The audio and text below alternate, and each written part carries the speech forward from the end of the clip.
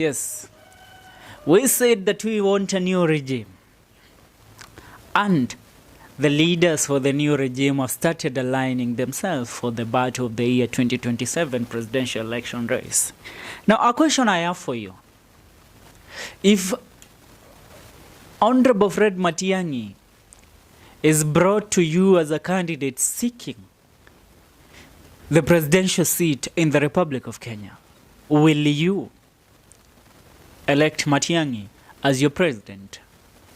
Because if I look at it from every angle of the leadership of the Republic of Kenya, I don't see anybody fit than Matiang'I. Matiang'I brought a revolution in the education sector, in the interior security sector. He made sure that this country was functioning even at a time of crisis.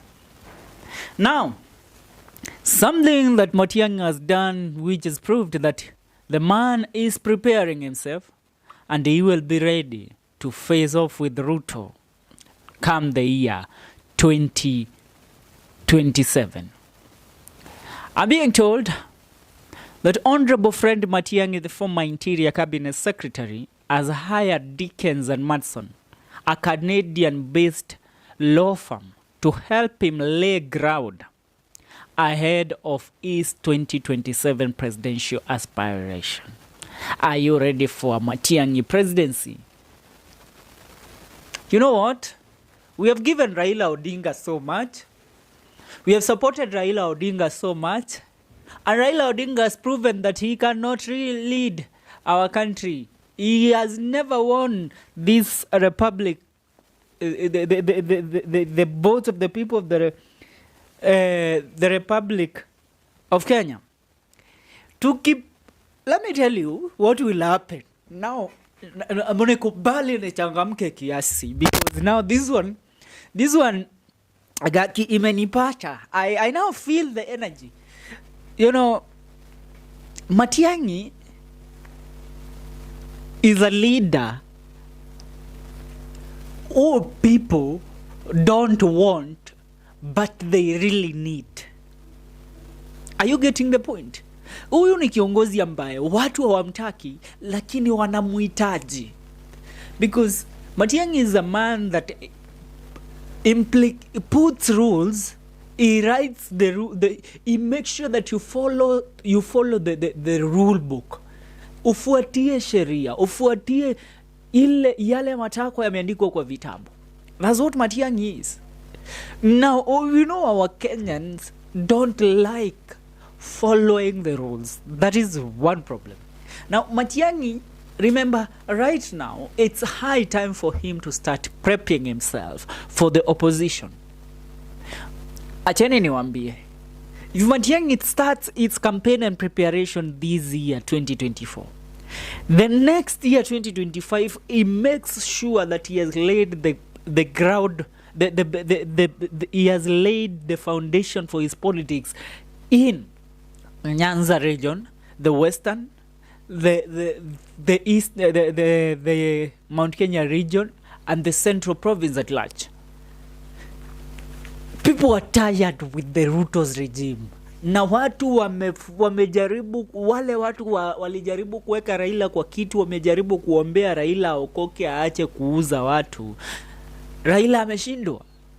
So if a Matiang'I ticket is brought on the table, which will be a combination of Matiang'I with another leader from the Mount Kenya region, then I tell you that ticket might win the presidency. You know, Ruto thinks that he has it when he has consolidated the people from the coastal region, the Nyanza region, and the western region. Wacheni niwaambie, Matiang'I kama unaona, Dickens and Manson is the law firm that Matiang'I is using right now to lay ground for himself as he prepares to seek the presidential seat come the year 2027. Now, why a law firm right now? He has to seek a law firm to represent him because he knows the intimidation that comes with going against President William Ruto. You know what? Matiang'I told us and warned the Republic of Kenya, nyinyi amjui huyo jamaa anajiita hustler nyinyi. Mimi ndiye ninayemjua. And once this man left the politics of the Republic of Kenya, he disappeared. Now, Ruto tried the intimidation technique. They went to seek Matiang'I. They went to try and arrest him. But this gave him the sympathy of the people of the Republic of Kenya. Uhuru loved Matiang'I because Matiang'I is a man that serves with dignity. Now, this country needs somebody with that head. Wacheni hata mkisi mmoja aongoze hii nchi bwana. Mimi si mkisi, mimi ni mtu wa Mlima Kenya bwana. But I support that.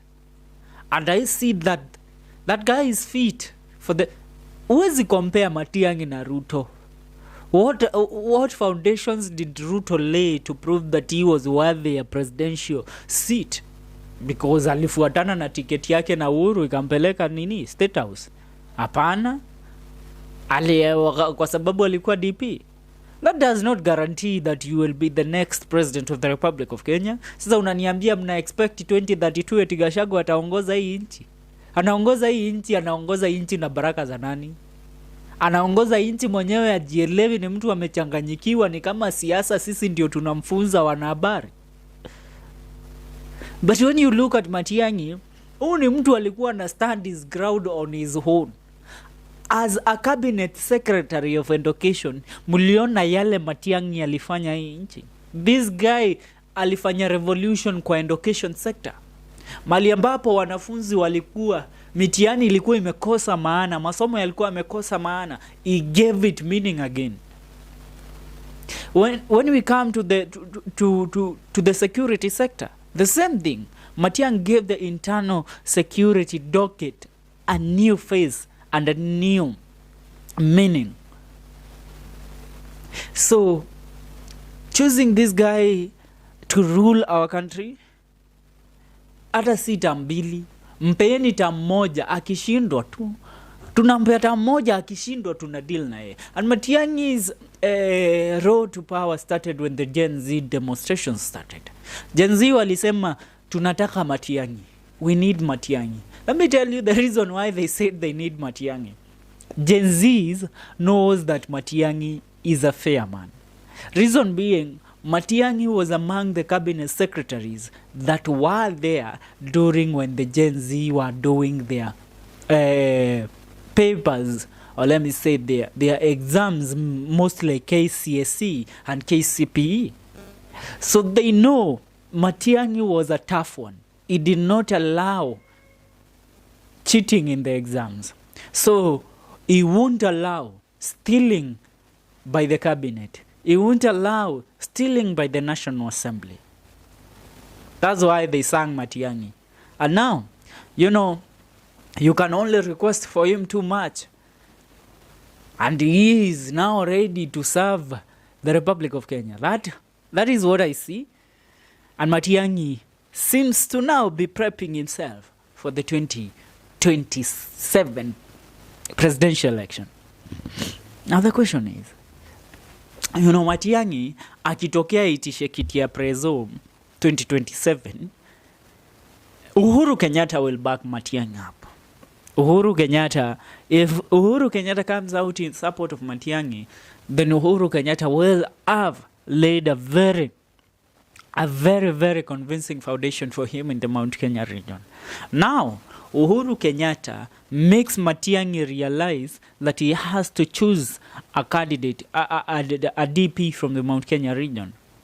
Now, once we choose a DP from the Mount Kenya region, we start consolidating the votes from the Mount Kenya region, join them with the Kisii votes, the Western votes, the Nyanza votes. Nyanza uniambi watafuata Raila kwa sababu Raila sijui nini. Raila, tuachie Ruto kura za Rift Valley region kwa sababu those people hawakiriangi kitu ingine, ni Ruto somewhere. Hakuna kitu ingine wanafikirianga. They think because Ruto is in government now, they are rich. Huyu jamaa anatajirisha bibi yake na watoto, sio nyinyi.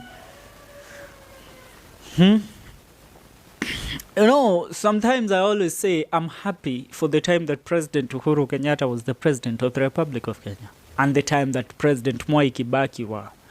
Because my region, the Mount Kenya region, had been left behind for 24 years when Daniel Toroitich Arap Moi was in government. Which he left the Mount Kenya region out, but also did not support his people from the Rift Valley region. But when these people came into power, the developments, the construction of roads, hizo barabara zilikuwa zinapitika. Let me tell you, there is no county in the Mount Kenya region right now that you can tell me iko inaccessible. Kwa sababu gani? Barabara zilitengenezwa and new developments came in. So with people like Matiang'I who don't care about their tribe, they might bring this country to where it is supposed to be. Tulisema Ruto tamu ya pili labda arudi high school. That's where we hang the boots. Remember, this is FM show. Mimi niite FK Mwenda. And as I always say, may God bless you and may God bless the Republic of Kenya. Tomorrow is the march for 88. Je, unatokea?